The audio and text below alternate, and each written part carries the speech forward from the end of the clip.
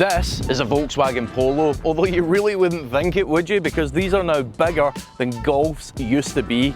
Anyway, if you're thinking about buying one, don't until you watch this video at least, because I'm going to take you through all the common problems, show you everything that tends to go wrong, so if you go out there on the used market, you'll be well informed. Let's go.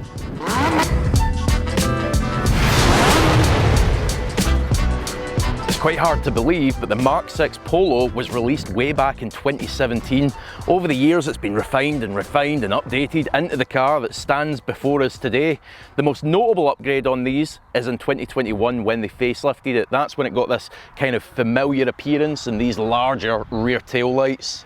So let's kick off at the business end, shall we? The engine. So most commonly you're going to find this, the 1 litre 3-cylinder. It came in 3 different power outputs. You got an 80, a 95 and 115 brake horsepower variants. Now, to be honest, the only one that I would personally avoid is that 80 brake horsepower one, because quite honestly it wouldn't pull you out of bed in the morning. It's rather lethargic, especially at motorway speeds. There was also the 2 litre GTI engine which had over 200 horsepower, but that's not really the focus in today's video. If anyone wants to lend me a GTI to film with, I'll make that video too.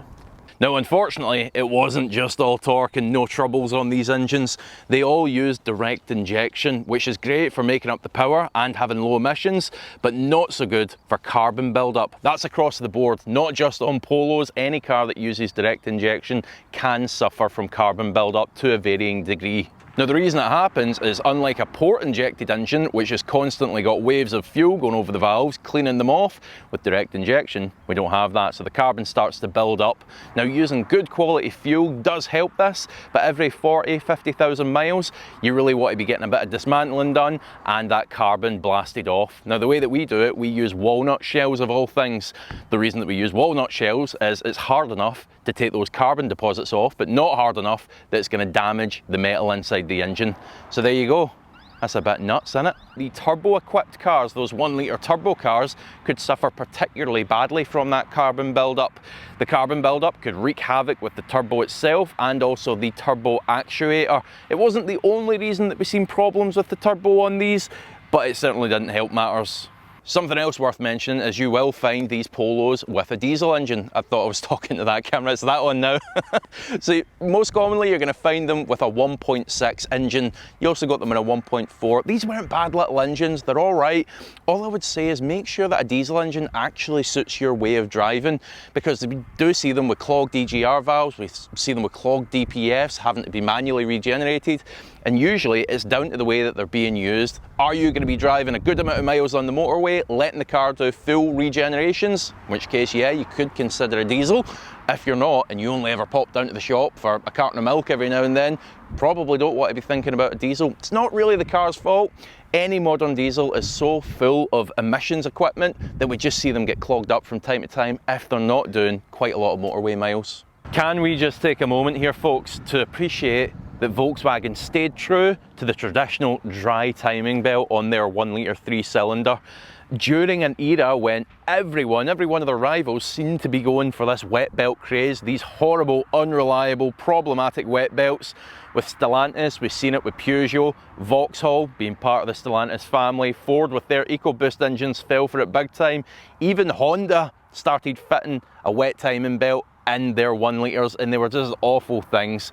Volkswagen, on the other hand, they stayed true to the dry timing belt. One little caveat on that, however, Volkswagen say that it's a lifetime belt. In other words, it never needs to be changed. I'm not so sure I buy that. It's rubber. At the end of the day, it is going to deteriorate as the years roll by. So if it hasn't been changed, especially given that these are getting on for 10 years old now, some of them in a couple of years, you maybe want to be thinking about getting that swapped out. Now, before I go into this next problem, and you're going to want to hear it, believe me, a quick favour ask from you. I create these guides for literally every type of car, so if you do tend to buy used, please do consider hitting that subscribe button and giving this video a like. Also, if you'd like to book a one-on-one session with me for 30 minutes over a call, if you're considering buying a used car, you'll find that in the description below also. Now on the inside, these Polos are holding up exceptionally well. For me, this almost base spec model has got the perfect combination of screens and also touchy dials and buttons. I really don't like too many buttons, and on some of the Golfs that have the touch buttons on the wheel, I really don't like that. I also like that I can adjust my aircon with little twisty knobs and I don't need to go navigating through some sort of menu. I know on the higher spec, you need to do that, but on this base spec, I really like having that. All of that is really quite subjective. What is not subjective is problems. No one wants to have problems.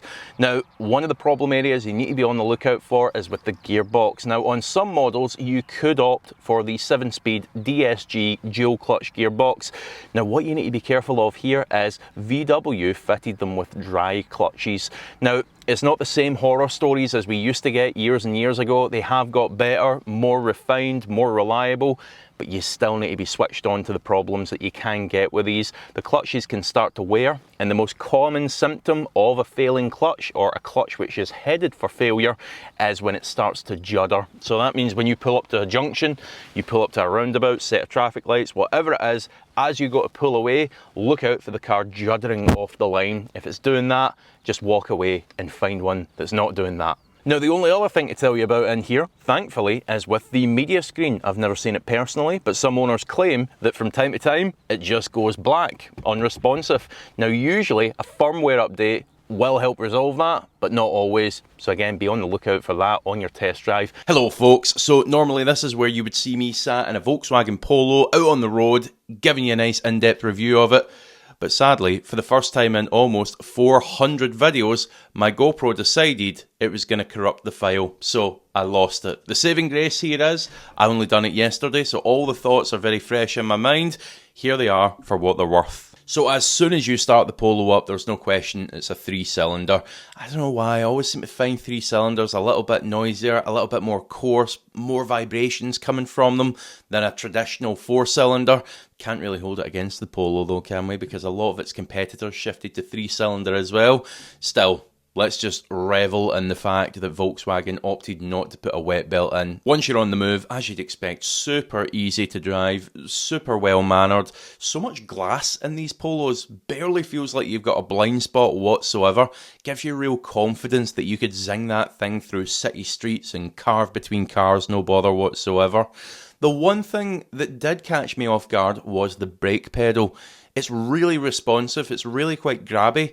The full throw of the pedal was probably about an inch, and all the braking happens in those first couple of millimeters. It doesn't really align with the clutch and accelerator pedal, which are quite soft, and I don't want to say unresponsive, but you don't get an extreme response from either of them. But that middle pedal, the moment you touch that, it's really sharp. So make sure you do test drive one of these. Make sure you're going to be able to get used to that. Either that, or it was just the one I was driving had something wrong with it. But I suspect it probably was okay. It was from Volkswagen. It was a very new car, very few miles on it. Now here is my biggest gripe about the Polo, okay? And it's a gripe that I've got across the Volkswagen range. Well, most Volkswagens.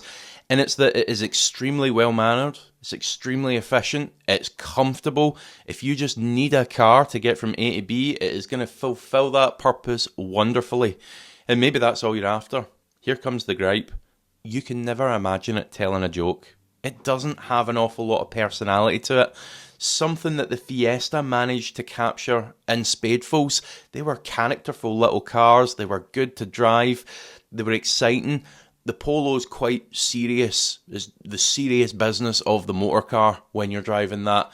It's a bit like that accountant mate of yours. He's a great guy. You can depend on him. He's loyal to a fault. But you can never imagine him telling a joke.